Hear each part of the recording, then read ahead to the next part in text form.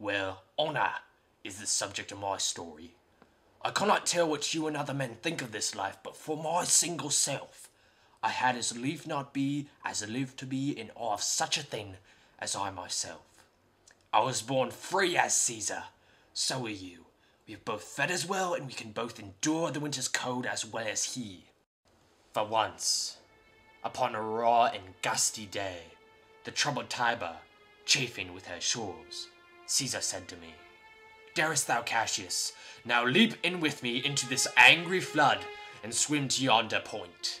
Upon the word, accounted as I was, I plunged in and bade him follow. So indeed he did. The torrent roared, and we did buffet it with lusty sinews, throwing it aside and stemming it with hearts of controversy. But ere we could arrive the point proposed, Caesar cried, "Help me, Cassius, or I sink!" I, as Aeneas our great ancestor did, from the flames of Troy upon his shoulder the old Anchises bear, so, from the waves of Tiber, did I the tired Caesar. And this man is now become a god, and Cassius is a wretched creature and must bend his body if Caesar carelessly but not on him. He had a fever when he was in Spain, and when the fit was on him, I did mark how he did shake. 'Tis true, this god did shake. His coward lips did from their colours fly, and that same eye whose bend doth awe the world, did lose his lustre. I did hear him groan, aye, and that tongue of his, that bade the Romans mark him and write his speeches in their books, alas, it cried, "Give me some drink, Titinius, as a sick girl. Ye gods, it doth amaze me a man of such feeble temper should soak at the start of the majestic world and bear the palm alone."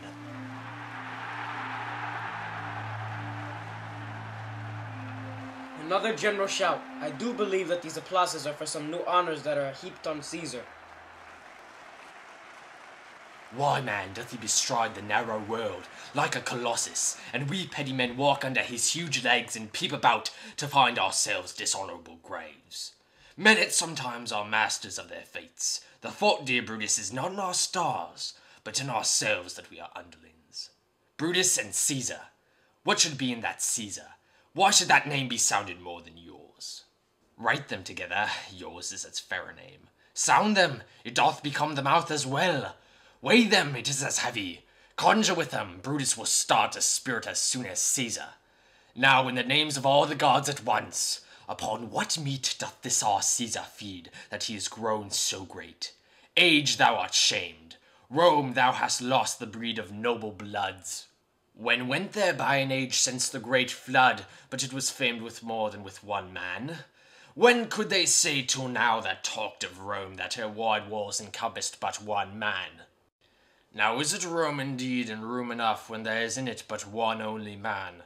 Oh, you and I have heard our fathers say, there was a Brutus once that would have brooked the eternal devil to keep his state in Rome as easily as a king. That you do love me, I am nothing jealous. What you would work me to, I have some aim. How I have thought of this, and of these times, I shall recount thereafter. For this present I would not, so with love I might entreat you be any further moved. What you have said I will consider. What you have to say I will with patience hear, and find the time both meet to hear and answer such high things. Till then, my noble friend, chew upon this. Brutus had rather be a villager than to repute himself a son of Rome under these hard conditions, as this time is like to lay upon us. I am glad that my weak words have struck but thus much show of fire from Brutus. The games are done, and Caesar is returning. As they pass by, pluck Casca by the sleeve, and he, after his sour fashion, will tell you what hath proceeded worthy note today. I will do so, but look you, Cassius, the angry spot doth glow on Caesar's brow, and all the rest look like a chidden train. Calpurnia's cheek is pale, and Cicero looks with such ferret and such fiery eyes as we have seen him in the Capitol, being crossed in conference by some senators. Casca will tell us what the matter is. Antonio. Caesar? Let me have men about me that are fat. Sleek-headed men in such a sleep o' nights. Young Cassius has a lean and hungry look. He thinks too much. Such men are dangerous. Fear him not, Caesar. He's not dangerous. He is a noble Roman and well given. Would he were fatter, but I fear him not. Yet if my name were liable to fear, I do not know the man I should avoid so soon as that spare Cassius. He reads much, He is a great observer, and he looks quite through the deeds of men. He loves no plays as thou dost, Antony. He hears no music. Seldom he smiles, and smiles in such a sort as if he mocked himself, and scorned his spirit that could be moved to smile at anything. Such men as he be never at heart's ease, whilst they behold a greater than themselves, and therefore are they very dangerous. I rather tell thee what is to be feared than what I fear, for always I am Caesar. Come on my right hand, for this here is death, and tell me truly what thou thinkest of him. You pulled me by the cloak. Would you speak with me? Aye, Casca. Tell us what hath chanced today that Caesar looks so sad. Why, you were with him, were you not? I should not then ask Casca what had chanced. Why, there was a crown offered him, and being offered him, he put it by with the back of his hand, thus, and then the people fell a-shouting. What was the second noise for? Why, for that too. They shouted thrice. What was the last cry for? Why, for that too. Was the crown offered him thrice? Aye, Mary, wast, and he put it by thrice, every time gentler than other, and that every time putting by mine honest neighbours shouted. Who offered him the crown?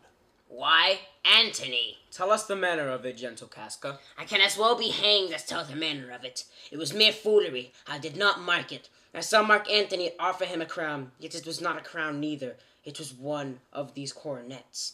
And as I told you, he put it by once, but for all that to my thinking, he would fain have put it in. Then he offered it to him again. Then he put it by again.